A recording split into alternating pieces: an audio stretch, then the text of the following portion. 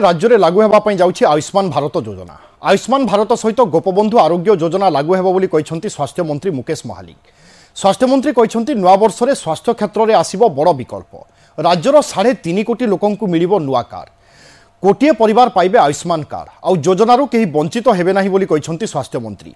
गोपबंधु जन आरोग्य योजना एवं आयुष्मान मिसी गोटे कार्ड हेबो। एही कार्ड रे महिला को 10 लाख एवं पुरुषों को 5 लाख टंकार चिकित्सा सुविधा मिलिबो।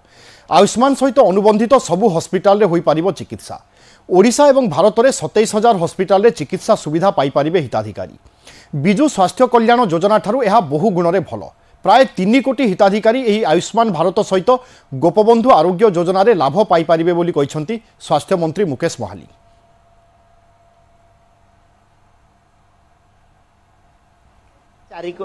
4 कोटी 30 लाख जनसाधारण मध्य आम 3.5 कोटी लोक आयुष्मान भारत एवं गोपबंधु आरोग्य योजना कार्ड देबू।